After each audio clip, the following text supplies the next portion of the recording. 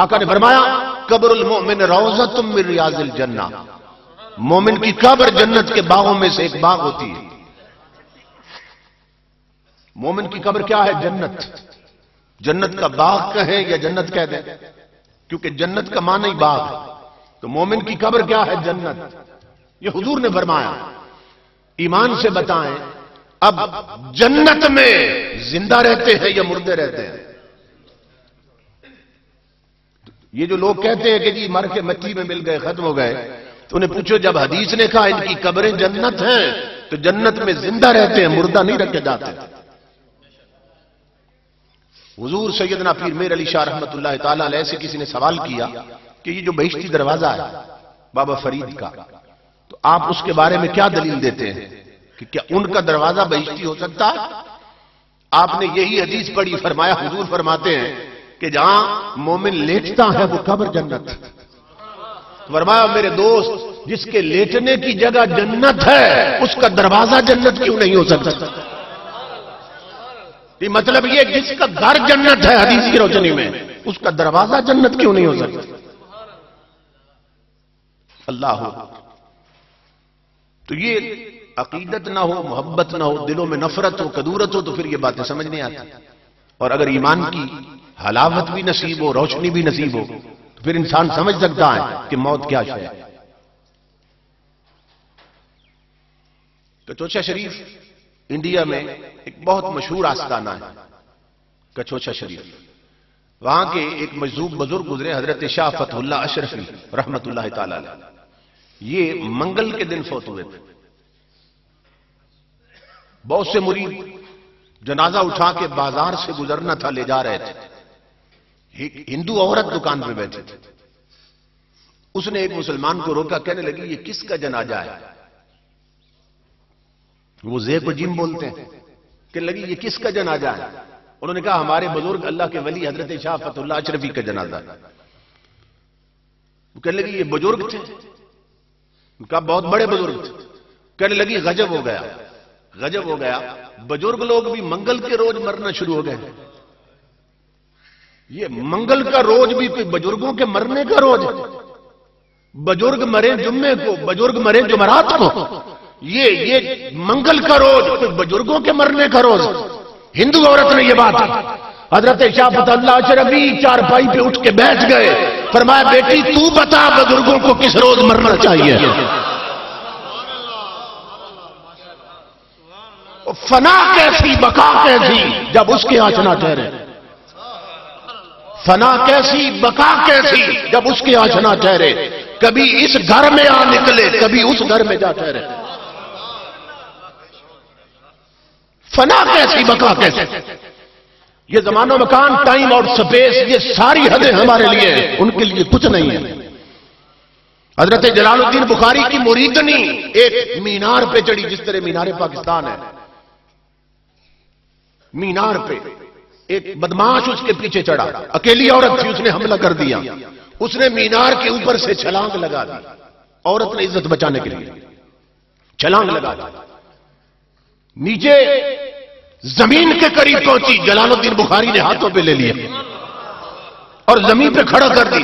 اس نے آنکھیں کھولی تو اپنا شیخ سامنے تھے، کہنے لگی حضرت آپ کیسے آئے؟ فرمایا بیٹی تو آج مینارہ آمدی من از بخارا آمدے میں، تو مینارے سے چلی تھی میں بخارے سے چلا تھا۔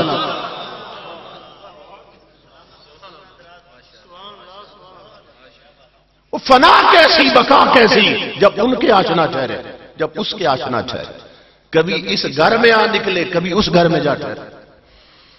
حضرت شاہ فتح اللہ اشرفی چارپائی پہ اٹھ کے بیٹھ گئے، اور یہ انڈیا کی تاریخ میں یہ واقعہ، کھڑے ہو گئے، بیٹھ گئے، فرمانے لگے بیٹی تو بتا بزرگوں کو کس روز مرنا چاہیے؟ کہنے لگی بابا بزرگ مرے جمعے کے روز یا جمعرات کے روز۔ آپ نے فرمایا مریدو چارپائی واپس لے چلو، اب ہم جمعے کے دن مرے۔ مرید چارپائی واپس لے گئے، مرید چارپائی واپس لے گئے۔ جمعے کا دن آیا، خود غسل کیا، کفن پہنا، کفن چوما، چارپائی پہ لیٹے، فرمایا اب اٹھا لو ہم جا رہے ہیں۔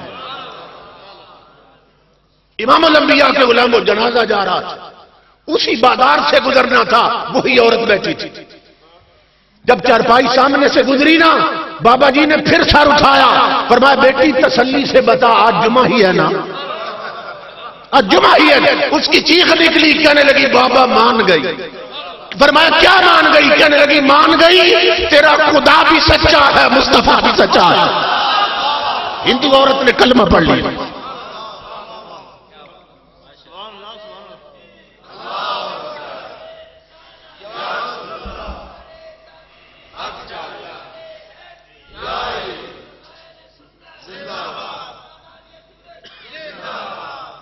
موت ان کے لیے تحفہ ہے، قبریں ان کی جنت ہیں۔ اور نقش بندیوں کے امام حضرت مجدد الافسانی فرماتے ہیں، یہ بہت بڑی بات آپ نے فرمایا، لوگوں جب میں فوت ہو جاؤں اور میری قبر کی مٹھی مٹی لے کر، میری قبر کی اگر مٹھی مٹی بھر کے کسی گنہگار کی قبر میں ڈال دی گئی، فرمایا اسے بھی جنتی بنا دیا جائے۔ یہ حضرت مجدد الافسانی کا قول ہے، جن سے بڑا مفتی کوئی نہیں، جن سے بڑا فقیہ اور شیخ الحدیث کوئی نہیں۔ فرماتے ہیں میری قبر کی مٹھی، زیادہ مٹی بھی نہیں، صرف مٹھی مٹی لے کر اگر کسی گنہگار کی قبر پر رکھ دی گئی ہے، قبر میں ڈال دی گئی، کہا اس کو بھی جنت مل جائے گی۔ لوگوں کو کیا خبر اللہ ان کا کتنا حیا کرتا ہے۔ کسی کو یہ بات سمجھ نہیں آ رہی تھی، کسی نے حکم بھیجا مجھے، میں نے کہا بخاری شریف میں ہے، بخاری شریف میں ہے، ایک کنجری نے، آپ نے سن رکھی ہے بات، پیاسے کتے کو پانی پلایا تو اللہ نے جنتی کر دیا۔ کتے کی حیثیت کیا ہے؟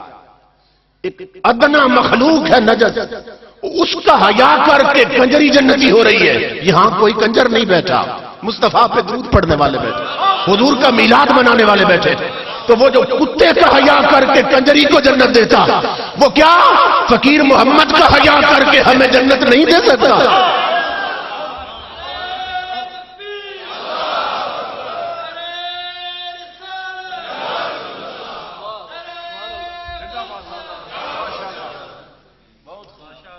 عقل میں آنے والی بات، یہ جو تھا نا سلطان سنجر، جس کے بارے میں اقبال نے کہا کہ شوکت سنجر و سلیم تیرے جلال کی نمود۔ یا رسول اللہ، یہ جو سلطان سنجر، اس کی جو پرسنالٹی تھی اور اس کا روب تھا، وہ بھی آپ کے جلال کی بھیک، کیونکہ امام غزالی فرماتے ہیں کہ اس کی ایسی پرسنالٹی تھی اور اس کے دربار کا اتنا روب تھا کہ جب میں اس کے دربار میں گیا تو میرے جسم پہ کپ کپی تاری ہو گئی۔ امام غزالی جیسا شخص کہتا ہے۔ آپ فرماتے ہیں کہ پھر میرے ساتھ ایک قاری صاحب تھے، میں نے انہیں کہا قرآن کی تلاوت شروع کرو۔ کہتے ہیں جب قرآن کی تلاوت شروع کی انہوں نے تو قرآن کا جلال اس کے جلال پہ غالب آ گیا اور میرا جسم اس وقت تھما۔ امام غزالی کہتے ہیں اتنا رب نے اسے رو بتا دیا تھا۔ تو اقبال کہتا ہے کہ شوکت سنجر و سلیم تیرے جلال کی نمود۔ یا رسول اللہ، آپ کے جلال کی بھیک ملی ہے سلطان سنجر کو۔ تو یہ نا دمشق کے بازار میں جا رہا تھا، اس نے دیکھا، اپنے غلاموں کے ساتھ تھا، اس نے دیکھا کہ لوگ، کوئی بزرگ ہیں، دکانوں سے نکل کر، ہوٹلوں سے نکل کر پورا بازار ان کی طرف لپک رہا ہے اور ان کے ہاتھ چوم رہے ہیں۔